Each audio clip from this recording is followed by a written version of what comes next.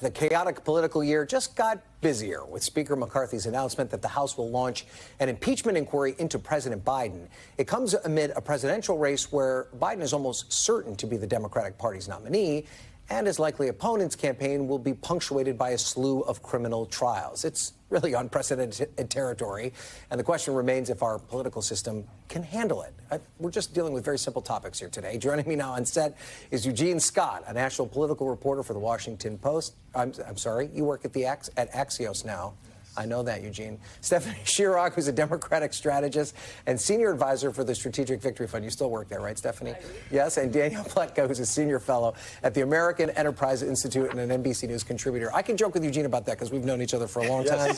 We used to be colleagues at another network. We won't get into that, though. Eugene, we got criminal trials for Donald Trump, impeachment inquiry for Joe Biden now, a presidential race where all the front runners for each party are dealing with some sort of controversy. How is our system going to handle this over the next couple of months? It's going to be difficult. At Axios, I oversee our focus groups. And one of the things that these voters have talked about, and I'm talking to them again tonight in Pennsylvania, is they are very frustrated with the lack of policy being discussed on the campaign trail. They want to know where candidates stand on the economy, on foreign policy, on abortion issues, on higher education, and they feel like these narratives right now that parties on each party is focused on, it's keeping them from figuring out the answers to the questions they have. And so how do these candidates that are running for these offices right now, how do they handle all this controversy? If you're Ron DeSantis or Mike Pence, you just ignore it, or do you have to lean into it because it's what everybody's talking about?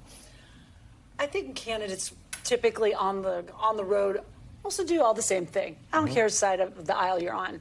You're going to talk about the issues. The problem is you got to pivot when the question comes. And I think most of these folks are trying to pivot out, whether it's Pence or DeSantis. They want to talk about what they're going to do.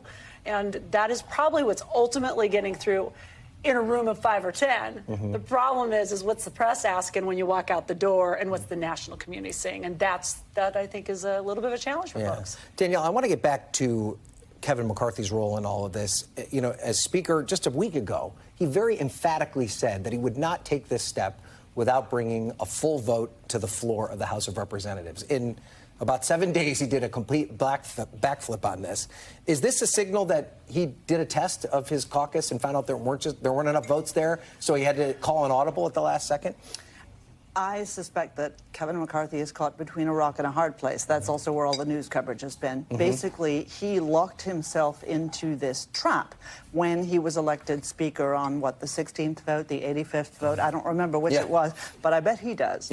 Right? And it only takes one person to knock him out of the Speaker's role, and so it doesn't matter what Kevin McCarthy thinks about anything. He is an absolute victim of his caucus, and if he can't talk them around and they want to see impeachment, even if he knows it's going nowhere, even if he knows it'll fail in the Senate, has no future. Oh, and by the way, the public doesn't like it. It doesn't matter what Kevin McCarthy thinks. That's what it's like to be Speaker Kevin McCarthy. So if you're Democrats now, how do you handle this situation? They're going to go ahead and do it. And I don't think anybody's surprised. Nobody thought that Speaker McCarthy was going to be able to control this faction of the caucus, and we kind of expected that at some point in time he was going to have to give in, whether he wanted to or not. He knows it's a bad idea. The country knows it's a bad idea. But this faction, this mega Republican faction in the House, they cannot be controlled. And he's got to try to move a budget forward at some point. So he was going to have to cut a deal. We'll see if this one holds. Yeah. So, Eugene, that takes us back to these conversations you're having in focus groups with actual voters. Believe it or not, their opinions are important about these things. I have to imagine it makes it difficult for moderate or even establishment candidates to try and find a lane, and also to try and convince those middle-of-the-road people that are sick of all this noise to get a buy-in if this is what all the news coverage is swept up in, and this is what their elected leaders are talking about. Listen to what Mike Pence said about this on the trail yesterday. I'm grateful that Speaker McCarthy's made it clear that if there is to be an impeachment inquiry, he would submit that to a vote on the floor of the Congress. I don't think we ever want to see an impeachment initiated the way Nancy Pelosi started an impeachment unilaterally over a phone call by the President of the United States. Well, that's exactly what Kevin McCarthy did today, what Pence was warning against. I mean, what's the play here when you're trying to balance all of these things and trying to appeal to those voters that are looking for policy answers? Well, I don't know if McCarthy is trying to appeal to those voters. He's trying to appeal to the base. The question is, can he deliver for his candidate without the support of those voters, those middle voters? And we know in Michigan and Wisconsin and Pennsylvania and Arizona, he cannot.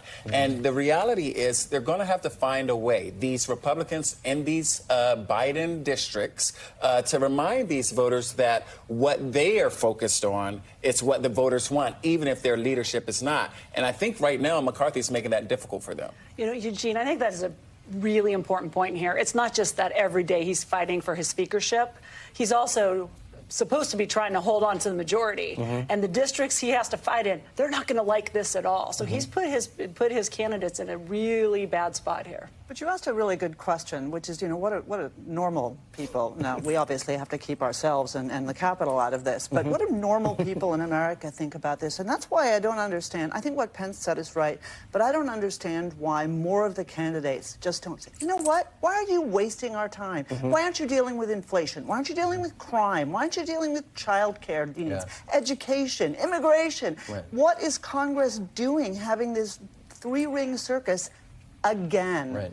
Well, it's interesting you say that because I want to show you how Senator John Fetterman reacted to the news today. And watch this very closely. Our Liz Brown-Kaiser collected this earlier.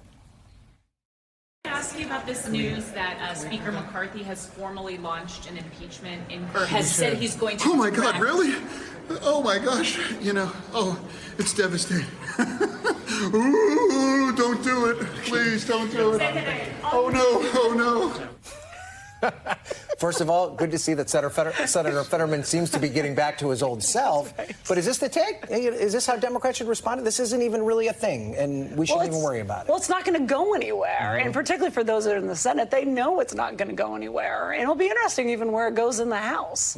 So, yeah, there is a little bit of like, let's focus on what we need to get done. And the Senate realizes, you know, we got to get a budget done yet. Yeah, right. But one thing Democrats are going to have to do is make sure they try as best as possible to control their own narrative, because we do know that conservative media is going to run with this and put forward narratives and ideas that have not yet been proven, that Republicans even admit haven't been proven. And Democrats cannot just trust that voters will know what actually is happening and what isn't happening without them clearly stating that. But Eugene, it's not just conservative media or whatever you want to call it, fringy media.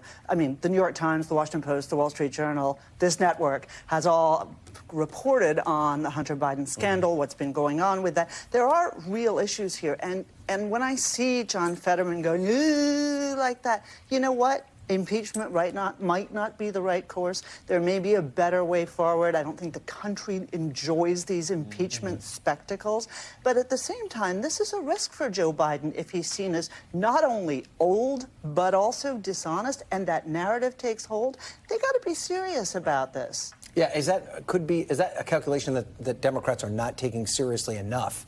That the issues with the president's son are serious, and that there are at least allegations that perhaps that he was treated, with given special treatment by the IRS, the FBI, and others, and that they haven't done enough to explain exactly the distance that the president had from his son. Well, I think we've got this, it's still in the justice system, and we all recognize that this is a serious situation, and nobody's, I think, taking the Hunter Biden situation like that. It doesn't matter. It is very, very serious. What we also want to remember is he is the son, and the president, Joe Biden, is the father, and we believe that there is, that is the relationship, period.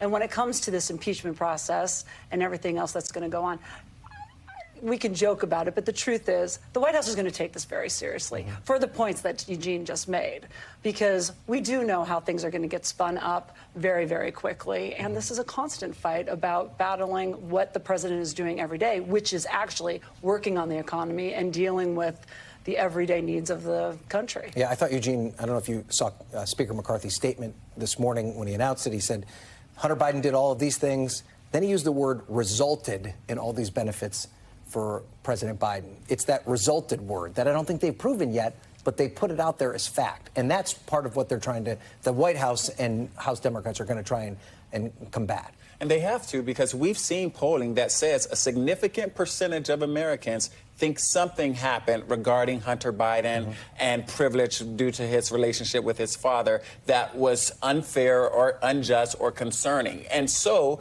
this isn't something the White House can afford to ignore. And I think they know that. Figuring out how to make it clear to people when you've got your opponents making things muddy, it's not easy. And I think they're going to try to focus on that moving forward. We're going to have to leave it there. Eugene, Stephanie, Danielle, thank you all for being here. We appreciate it. Thanks for watching. Stay updated about breaking news and top stories on the NBC News app or follow us on social media.